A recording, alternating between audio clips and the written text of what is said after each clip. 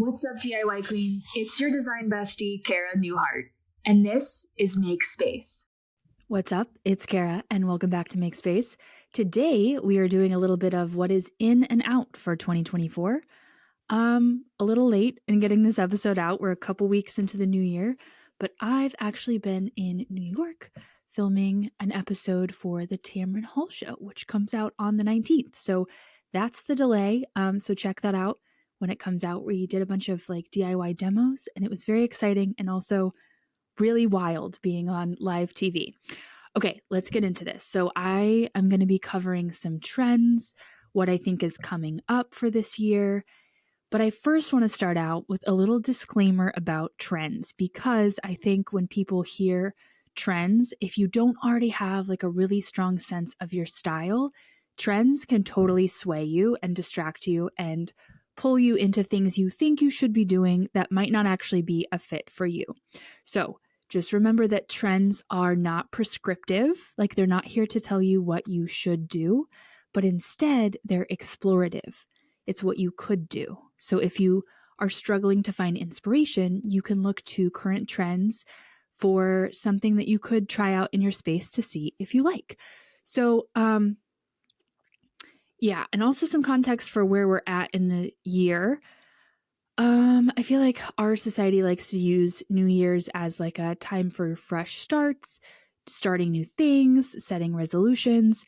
But in terms of nature, and we did a whole episode kind of about this, we are still in winter. We are still in hibernation. We are still sleeping. So if you do not feel like you want to dive in and start a bunch of projects and start new things, that's totally normal. This is still kind of a rest period.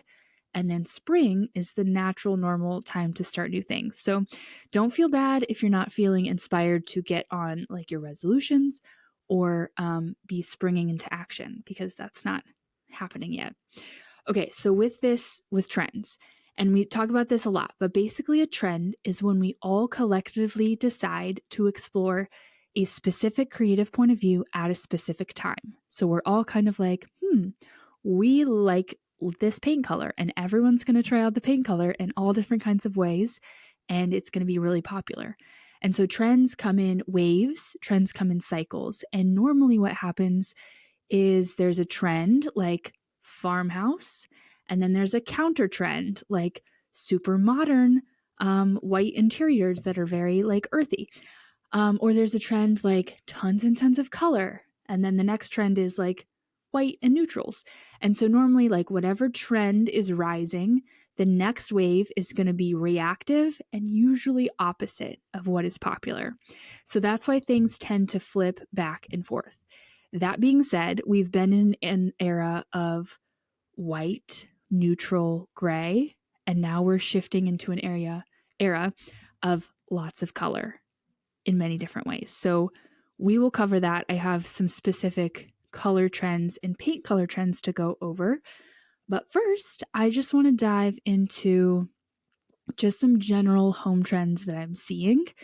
And remember, these are things you can explore, not things you have to explore. Don't feel like you have to change your whole house. But it is fun if you're feeling tired of your space, you want to try something new, and you don't know what that is. These are some things you can look to. Okay, number one is dark wood tones. There was an era there where we were just light wood tone everything, and it was a lot of whitewashing, chippy paint, painted wood, bleaching wood, and staining everything really light beechwood tones. And now we're kind of swinging into the opposite direction with darker wood tones are back. I think the two things driving this is, number one, a lot of vintage and thrifted furniture. This trend started sort of in the pandemic when it was really hard to source things. You couldn't get things shipped, and there was a lot of shipping delays, and also just the price of everything going up. People started turning more towards vintage, thrifted, Goodwill furniture flips. So dark wood tones, it's people would buy furniture and maybe not immediately paint it and then realize this dark color is actually not so bad. And that's fitting into the larger trend of we've been really neutral and white for a really long time, and now we're kind of swinging back towards moody, dark hues. So we're doing our wood tones to match. So yeah, ways you can explore this is to refinish your furniture if you love the piece and want a new tone, or when you're sourcing thrifted pieces, look for those dark wood pieces and don't worry about painting them. You can just clean them up, use them as is. I really like dark wood tones. I think it's like a really good way to add like depth to your space without having to paint the room itself like a darker color, which in some spaces just makes the whole room feel dark and cave-like. So that can be fun. Another trend that's coming up is mix and match cabinetry. So we are exiting the era of all white and gray kitchens. And I've had my share of those. Like, listen, I had 2 new builds, and that's exactly what they were. I loved them for what it was. But also, I didn't have any better ideas, if we're being honest. So now, doing my own kitchen, my style's a little more like eclectic, collected, mix and matchy, where some people is not. They want all the cabinets to be the same color. They like that light and airy look, which is a vibe. Like, it's nice and clean and crisp. So if you like that, that's fine, okay? But if you don't, mixing and matching can be really interesting. So things that I'm seeing is like maybe white upper cabinets, really dark, moody lower cabinets, like maybe like a navy blue or a charcoal, and then kitchen islands that are like wooden. I'm seeing a lot of like, it's sort of like repurposed work tables used as an island. So not even necessarily like cabinets. It looks like a big work table, but with matching countertops. I really like that because it's like mixing old and new. And it adds a lot of interest and warmth and is also movable. If you don't like fully connect the island, you can move it, which is even more versatile. But there's a lot of different versions of mix and match cabinetry. There's like wood tones and painted, there's light and dark, there's beige and white, but a lot of like adding depth and interest to the kitchen by not having everything be the same color cabinetry wise. That is a trend that's kind of on the rise. The interesting thing about the current wave, and I would say the main like tenet of the current wave of design, interior design trends, is color. Like, we're inviting color and pattern and maximalism back into our spaces, but it's coming in like a lot of different forms and iterations. So there's waves of like the older like demographic is exploring like old world Victorian. And this isn't like across the board. Like, there's young people into this as well, but kind of like transitioning farmhouse, which is very rustic, very like rough, sort of like things, into more of like an old world Victorian, which means there's more ornate gold frames and there's like brass candlesticks and ornate mirrors and little moments of things that are still antique, collected, vintage, but aren't necessarily like rustic, like chippy paint and rough sewn wood and that kind of thing. If you go type modern Victorian into Pinterest, that will give you a visual of what I'm meaning by this trend. But basically, it's kind of like farmhouses evolving. Like, if you're not going to, like, let's say you redid your whole house in the farmhouse style and you're now getting tired of it. Instead of redoing it, a lot of people are evolving this style to have more ornate pieces, look a little more sophisticated, include more modern elements, gold finishes, and kind of take it that direction instead of like redoing things. So that's one wave of this trend. That's also looking like dark, moody tones. So dark greens, dark blues, even dark browns, burnt orange, but kind of like deep tones. So we're going more moody, darker with the paint colors. The second wave that's also really colored based is the Gen Z wave. And so this is brighter tones. It's a lot of like 90s comeback stuff, bright, vibrant, like neons and purples and pinks and rainbow colors, kind of like 70s inspired, because a lot of the 90s trends were inspired by 70s prints and patterns and colors. So that's coming around for like a second time, which is interesting. So both of these are colorful reactions to the neutral that we had going, which was a lot of like beige and white, everything, like everything. But that's like the younger version. And so that's different because it's like brighter colors versus the dark moody colors, and the design elements, instead of being like gold, ornate, that sort of thing, it's more like wavy shapes, like a wavy mirror, or a bubble chair, or a really interesting accent table that's like acrylic or colorful. So those are kind of the two trend waves that are in response to this white neutral thing we've had going for a while now. With both of these, we're seeing bolder prints and patterns, and kind of this vibe of like collected versus bought, which I've said this for a long time. In a world where anything can arrive from Amazon in 2 days on your porch, it is more interesting to have a house that you curate over time with meaningful things than a room you just buy all in one go. And I think enjoying the process of that, like whether that's going to the thrift store or farmers markets or collecting things on your travels, or even buying from box stores but doing it little by little instead of like a bunch of things that are made to go together, is just kind of like where, trends are going, and a little more sustainable in terms of how to decorate your house. For things that I personally can't get enough of, I'm going to say plants, because you can never have too many plants. They just breathe so much life into a space. Caring for plants can be such a fun hobby. We have a few really amazing episodes about plants with Nick, who is the plant coach, and Hilton Carter.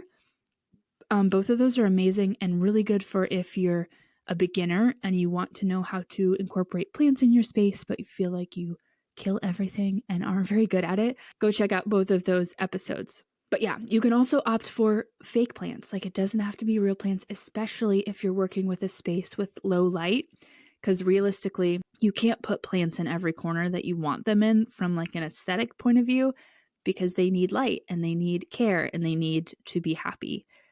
In that sense. So yeah, feel free to go. Like, fake plants totally have the same vibe, but aren't as much maintenance. So don't feel bad about using those. I know some people are very offended by fake plants. I think there's so many good options that look really realistic and totally work for your space.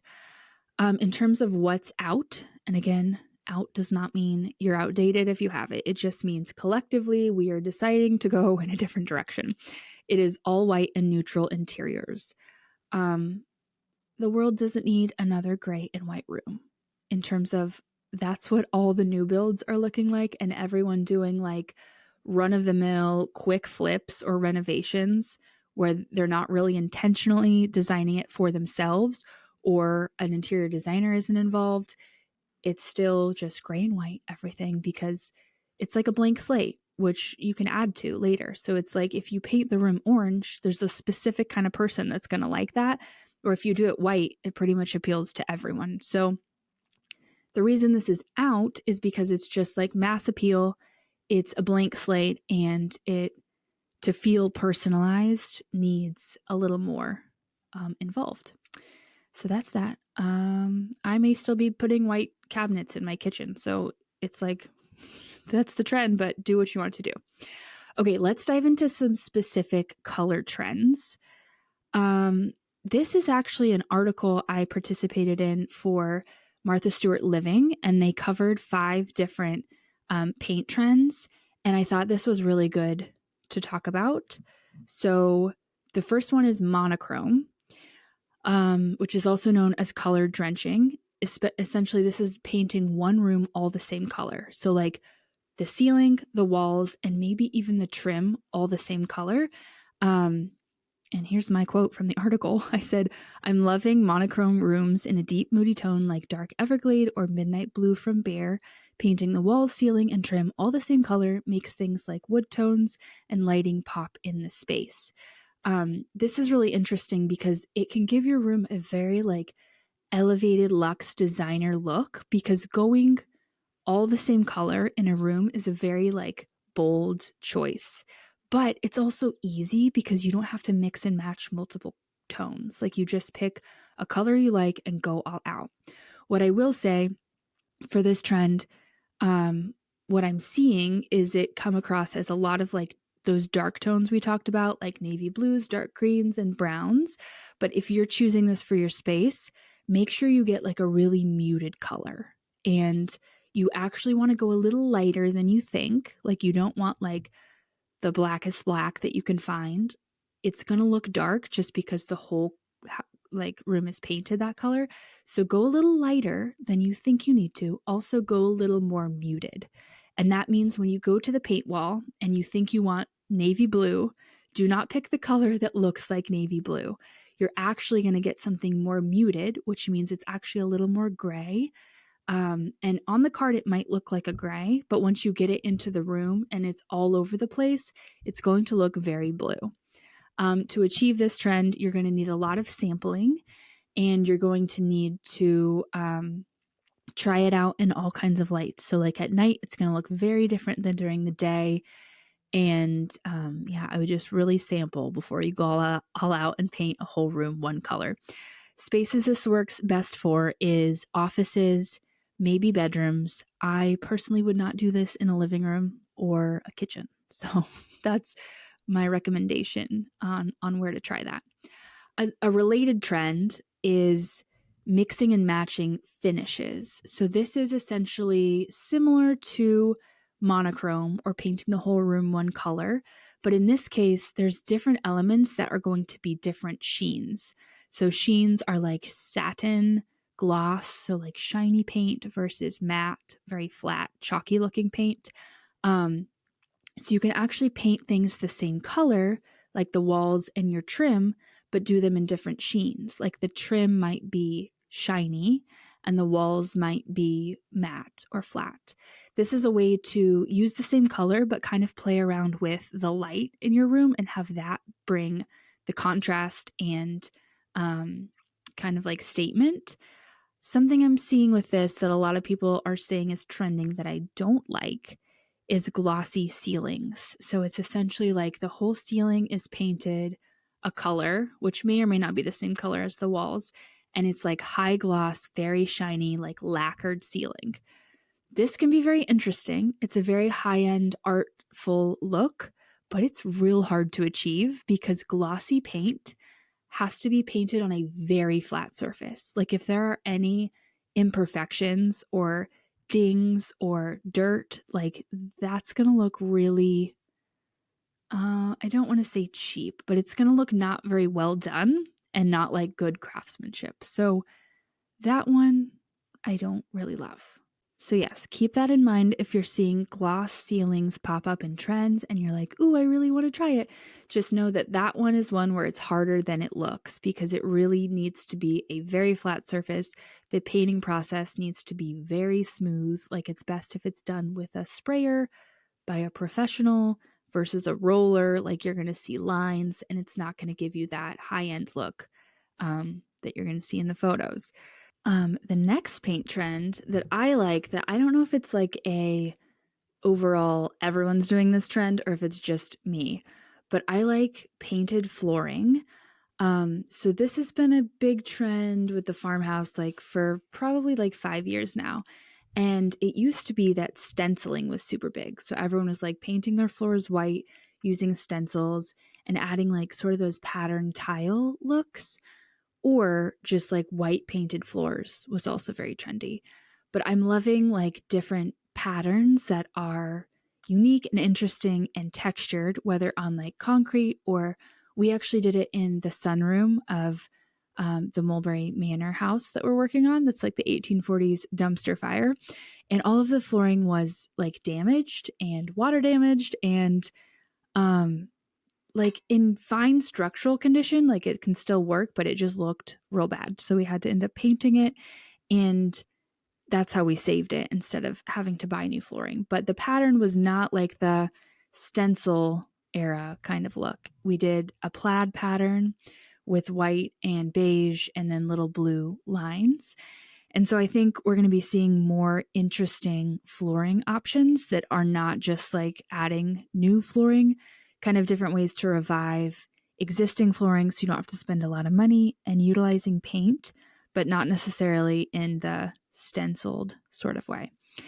One more painting hack is the textured paint or faux chalk paint. So you may have seen this as the viral baking soda hack, which has been going for a few years now, where basically you take regular latex interior paint and you mix baking soda in. It gives it a little bit more texture, and it's kind of like an old school way to create chalk paint. Um, and and people do it with like thrifted glassware and then painting it with this paint. It looks kind of grainy and sandy, and it makes things look like pottery. So it's a really good way to up level pieces you already have, like smaller decor pieces. I've actually done it on walls in my bathroom, and it looked like terracotta because I used this like orangey color. So I like that hack, but the better way to actually do it is instead of using baking soda, I like to mix in plaster of Paris. It gives it a similar, like, grainy, textured vibe, but it's going to hold together better because the plaster of Paris is going to be a little bit harder and more durable. I did this with my ornaments for Christmas. I painted all these old glass ornaments with this style of paint, but you can also do vases, you can do lamps, you can do like a little, I don't know, like a stool or something that you want to kind of look like concrete or textured or pottery. And that's a really good hack. I think we'll still be exploring this trend because it's just like really good texture. It's a really approachable way to transform something. And you can use any color. So I really like that trend also. So those are the big like paint trends in terms of color, texture, finishes. And aside from that, yeah, I would just say like the two waves of what's going to be big in 2024 is old world Victorian, kind of on the rise, mixing and matching like antiques, thrifted finds, that collected look of like old world style, but with a modern twist. So whether that's like modern light fixtures or really modern furniture mixed in a room with like wall trim and antique vibes, kind of that old and new mix. And also like the Gen Z modern, like wavy mirrors, neon colors, 90s vibes. Those are the two big design waves for 2024. There's a lot of different elements within those that you can explore and test out in your spaces. But yeah, always remember that trends are just here to be like explored. So it might not even be something that you put in your house. Like it could just be exploring trends as a way to be like, let's see what people are doing, like get inspiration. And the things you decide to put in your house may have nothing to do with either of those trends, but based on someone's project idea, it like sparks an idea, whether they're using wallpaper or building something, and then you can kind of find a way to create your own thing. So I would encourage you to explore trends as a way to get inspiration, not to get a prescriptive, like, here's what you should do. But yeah, that's, I feel like, what we're going to see in 2024. Lots of moody tones, dark tones, patterns, maximalist vibes, and then the two big waves of Gen Z style and old world Victorian style. So that's what I'm loving. I'm personally leaning more towards the old world Victorian vibe because I have an 1840s house. So it's kind of perfect to feel like I can mix, like, honor some of the old architecture and mix in new elements. And so I'm loving like thrifted brass candlesticks and frames. I'm doing a lot of like thrifted artwork where I change the artwork or paint over it and keep the frame. So those are some like little projects I'm loving. But yeah, get on Pinterest, click around. They also do Pinterest also does, what's it called? It's like Pinterest trends where they kind of do Pinterest predicts. That's what it's called. So if you want more trend ideas, look that up. The basic idea is that Pinterest is like a planning platform. So people are pinning things that they're going to use later. So based on what people are pinning, Pinterest can kind of anticipate what trends are going to come out. And they always have really interesting ones, which I should have gone through some of those here. But those are interesting too. If you're into trends, into keeping track of what's new and interesting and what you can try, I would do that as your next step for some visuals for what you could do. And if you're not into trends, you do you. Whatever you love is what's going to be better than a trend. So that's all I have for you. That's what's in and out for 2024. and let me know like what you're planning to do. Which trends are you planning to explore? Which projects are you tackling? You can shoot a DM over to Make Space Pod on Instagram. Feel free to show me your projects with pictures, ask questions. We'll do another like mailbag question episode coming up soon. But yeah, until then, see you next week. Thanks for listening. And if you've got more episodes to catch up on, binge on. Don't let me stop you. But if you've got a second, you should come say hi on Insta at MakeSpacePod. And if you're an overachiever, you can also leave a review and I'll love you forever. If you're new here, hit that follow button to officially become a DIY queen and join all the amazing humans tuning in every week.